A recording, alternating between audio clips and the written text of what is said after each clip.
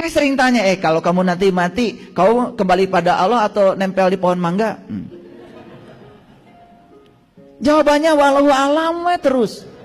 Gak jelas. Itu yang namanya judi itu. Membiarkan masa depan kita dalam ketidakpastian. Hadirin, tidak ada yang lebih pasti dari kematian.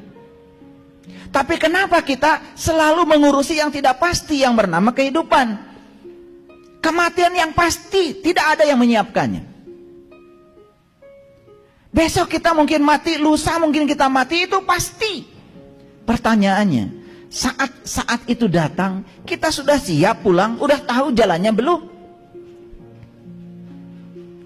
Sampai Allah itu berkoar-koar ya di Quran surat Al-Waqiah itu.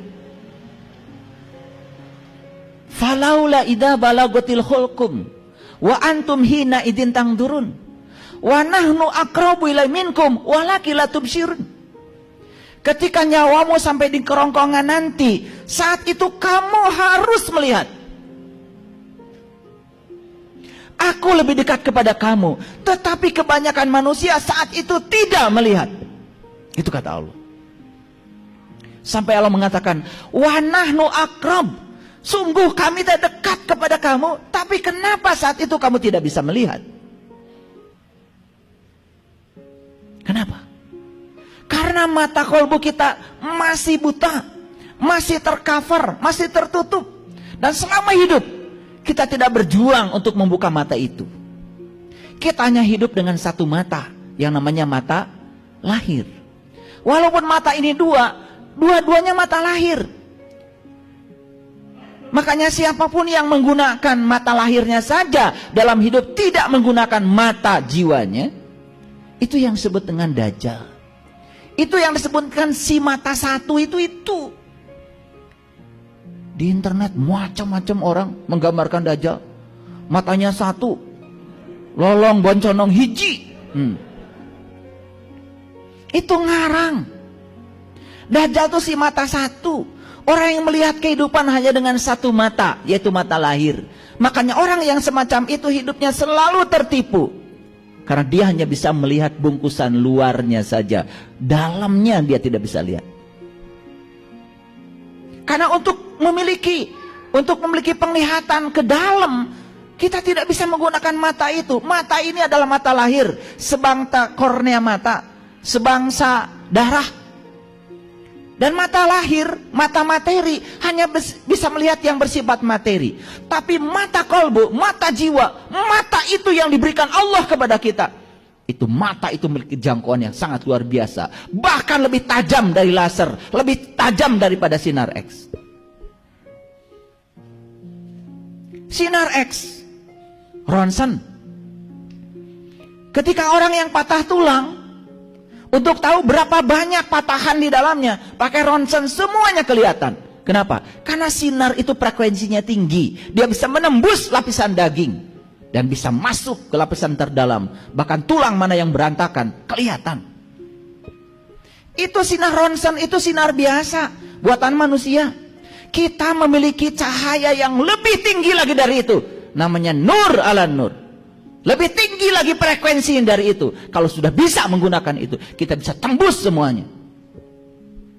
Ini bukan ilusi. Bisa dibuktikan, bisa dinyatakan. Bagi mereka yang tahu ilmunya, tahu caranya. Yang nggak tahu ilmunya, tahu caranya, jangan komentar. Kalau nggak tahu. Ini nggak tahu komentar.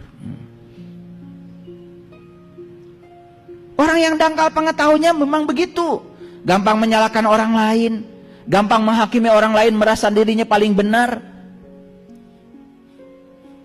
Yang paling berbahaya ini adalah orang yang menyatakan dirinya, saya sudah tahu. Siapapun yang mengatakan saya sudah tahu, dia tertutup dari pengetahuan baru. Dan itu yang disebut oleh Quran kafaro. Kafaro itu cover itu tutup. Dia menutup dirinya dari semua pengetahuan baru. Itu yang disebut dengan orang kafir. Jadi orang kafir itu bukan orang yang berbeda keyakinan dengan kita. Bukan. Tapi mereka yang menutup diri merasa paling benar.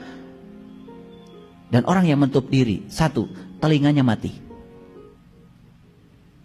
Kalau Kalau telinga sudah mati, tidak ada yang masuk lewat telinga, tidak ada informasi yang masuk lewat telinga. Yang kedua, otaknya mati.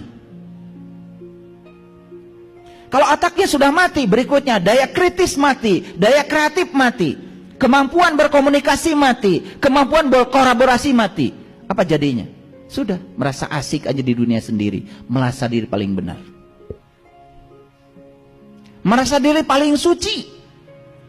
Suatu saat sentuh saja sedikit, binatangnya keluar. Gampang kok untuk mengeluarkan binatang pada diri orang yang mengatakan dirinya suci. Pinjemin uang aja. Gampang kok. Pinjemin uang. Janjikan aja sehari, besok jangan dibayar dulu. Keluar tuh binatangnya tuh. Gampang kok. Makanya saya kalau mancing binatang gitu. Keluar tuh binatang-binatangnya keluar itu. Aslinya keluar. Makanya lihat manusia itu sederhana. Jangan di sini lihat orang, jangan di sini. Di sini semua sedang berpura-pura baik. Maaf ya. Kan di sini mah semua rapi, sabar kelihatannya. Soleh kelihatannya, betul? Kalau lihat aslinya manusia jangan di sini. Di luar sini di kehidupan nyata. Di situ aslinya. Coba, kalau ingin lihat aslinya kalian tuh begitu keluar, injak aja sendalnya. Nyolot, itulah aslinya. Padahal baru selesai ngaji. Betul apa tidak? Jadi jangan nguji orang baik di sini. Ya, di tempat ibadah semua kelihatan seperti baik. Kelihatan seperti soleh. Kelihatan seperti sabar. Ya kelihatan seperti di sini, ya